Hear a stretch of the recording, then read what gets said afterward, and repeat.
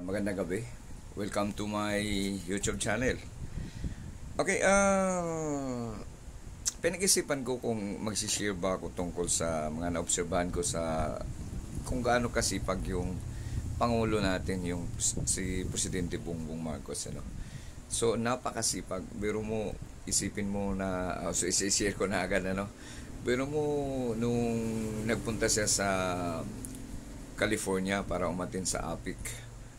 So ito yung grupo ng mga South Asian countries, no, na mga leaders natin. Umatin siya.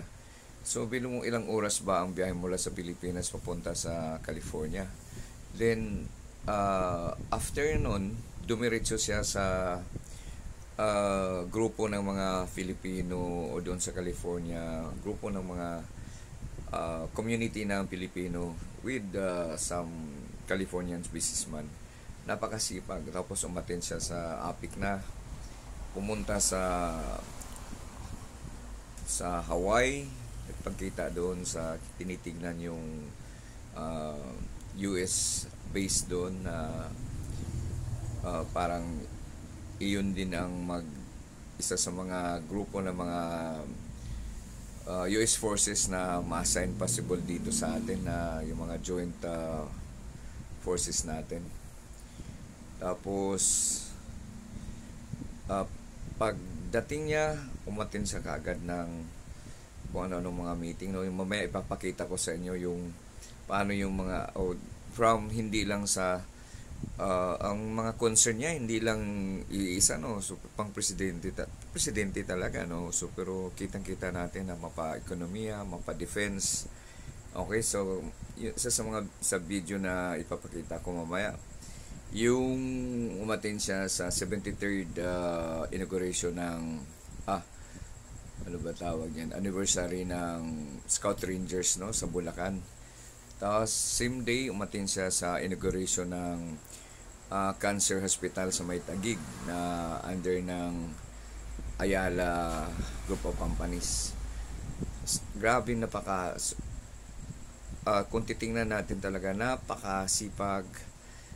Di ko nakikita yung mga sinasabi nila na di daw hands-on. Napaka-hands-on nga, no? Napakagaling, hangang-hangaw sa kanya. Sana may gustuhan niyo yung mga sinasabi ko na believe ako sa presidente natin. Sana naman yung mga ibang grupo ng yung mga naging kalaban niya sa election dati. Isit aside natin yan. Titingnan natin ngayon yung paano niya, gaano siya ka-concern sa para mapalago ang buhay natin mga Pilipino. Si-share ko mamaya, no? Sana ay magustuhan niyo. Ang intensyon ko lang talaga na makikita niyo kung gaano siya nagpupunyagi or pinagsikapan niya talagang magpalago tayo. Okay? So, yung pagmamahal niya sa bayan natin. Sector and in the private sector, certainly.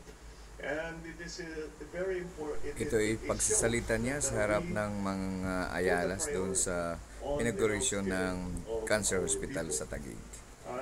Dito sinasabi niya kung gaano kahalaga ang kalusugan, na kahit ano pang yaman mo ay ito'y walang silbi kung ikaw ay may sakit.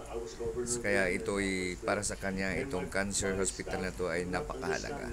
You're using up 1/3 of your provincial budget for healthcare. That is, we've never seen that before. And So ito yung speaker siya sa inauguration ng Cancer Hospital sa Taguig, pagmayari ng grupo ni Ayala.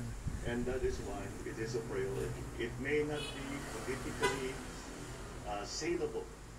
And lagi kong sinasabi ko pagka-eleksyon, sinasabi mo, tignan mo yung ginawa kong eskwelahan, tignan mo yung ginawa kong kalsada. What do you say about healthcare? Oh, our people are healthy. That's why people tend to deprioritize it because of political concerns. But nonetheless, I cannot remove that from my mind. As I was told, I was advised, healthcare is important simply because nothing else matters if you are ill. At ito naman siya yung speaker ng 73rd founding anniversary nitong 1st Scout Ranger Regiment of the Philippine Army. So, makikita natin napakasipag niya, no? Grabing sipag. Sana ay suportahan natin siya para hindi siya nag-isa sa layunin niyang palaguin ng Pilipinas sa pagmamahal niya sa bayan. Okay, tulungan natin siya. Kung nagustuhan ito, please share, like, and subscribe.